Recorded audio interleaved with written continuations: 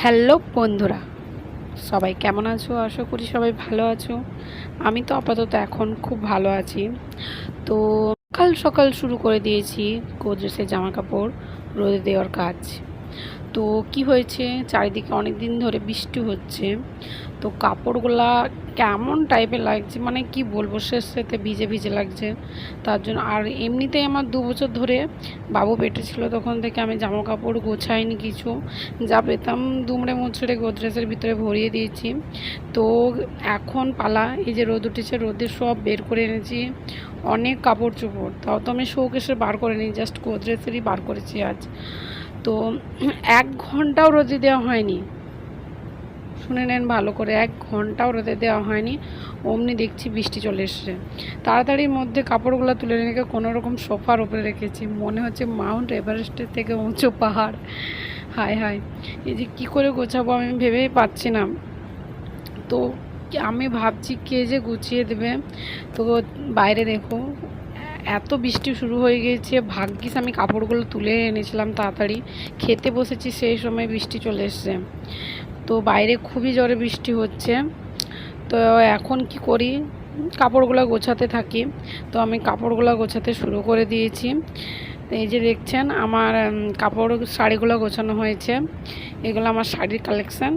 এখনও শাড়ি আছে, সেগুলো আমার আমার মায়ের বাড়িতে আছে, এখানে আনা হয়নি। তো এখানকার মধ্যে আমার ফেভারিট শাড়ি হচ্ছে, ওপরে আপনাদেরকে দেখাচ্ছি, এটা না, এটা আমি বাড়িতে পরার জন্য কিনেছি। এটা কেন ফেভারিট বলুন তো, এটা আমার হাজব্যান্ড দিয়েছে, তাই এটা আমার খুব পছন্দ শাড়ি। তো ফাইনালি দেখতে পাচ্ছেন আমার সব গোছানো হয়ে গেছে। এগুলো সায়া, এগুলো শাড়ি, এটা আমার বাবুর জামা কাপড় রাখার জায়গা, ছোট্ট, ওর খাবারও রেখেছি এখানটায়। তো এই যে দেখতে পাচ্ছেন, এগুলো হলো রুন্না, মানে হঠাৎ কোনো রুন্নার দরকার, এটা হলো হিজাব রুন্না। এটা বাড়িতে কাপড় চোপড় ভেজে থাকলে এটা এক্সট্রা রেখেছি আমি। এই জায়গাটা পুরো মানে ভেতরে আমার হেভি হেভি ভারী জামাগুলো আছে। তো এটা হচ্ছে শল, তারপর ওর জ্যাকেট, আমার সোয়েটার, নাইট ড্রেস, এই যে কালো এটা দেখতে পাচ্ছেন, এটা বুরখা। ওই কোনার দিকে দেখতে পাচ্ছেন, ওগুলো সব ব্লাউজ হ্যাঙ্গার কিনবো ভাবছি ব্লাউজগুলো টাঙিয়ে রাখার জন্য, কিন্তু ঘটছেই না, কেনার জন্য যাই ভুলে যায়। এইখানে ব্যাগ রেখে দিয়েছি, ব্যাগের পাশে আমার হাজব্যান্ডের জামা প্যান্টগুলো, ও ভাববে আমাকে এক কোণে নিচের দিকে রেখে দিয়েছে, আমার কোনো স্থান নেই গোটা গোদরেজের মধ্যে, ওটুকু স্থান পেয়েছে, ওর ভাগ্য ভালো।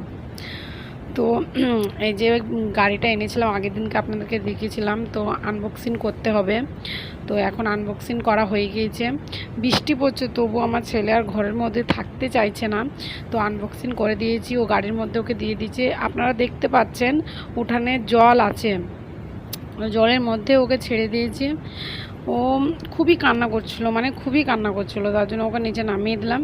তো গাড়ি চালিয়ে চালিয়ে বেড়াচ্ছে, খুব আনন্দ আবার দুঃখ, আমাকে বলছে নিচে আসো, আমি নিচে যাচ্ছি না, ওর ক্যামেরা করছি ওকে। তো আমার দিকে তাকিয়ে আছে, এবার দেখছি যে আমি যাচ্ছি না, তার জন্য পেছন দিকে চলে গেল, গড়তে গড়তে চলে গেল। আমার ছেলেটা সারাদিন একা একা খেলা করে, কিন্তু আজ একটু অসুস্থ, ওর জ্বর জ্বর ভাব, তার জন্য খুব কান্নাকাটি করছে, মুখে হাসি নেই, কাল থেকেই হাসি নেই।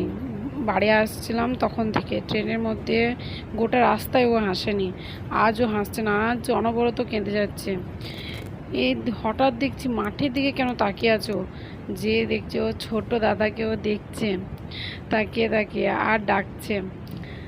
বাহ, নিজের দাদা নেই তো কি হয়েছে, আপনাদের বলা হয়নি, আমার নিজের শ্বশুর মারা গিয়েছে, তো ওটা হচ্ছে আমার ছোট শ্বশুর, মাঠে আছে। তাহলে কেমন লাগলো আমার ভিডিওটা, লাইক তো করাই যায় তাই না? Okay bye, tata, next video দেখা।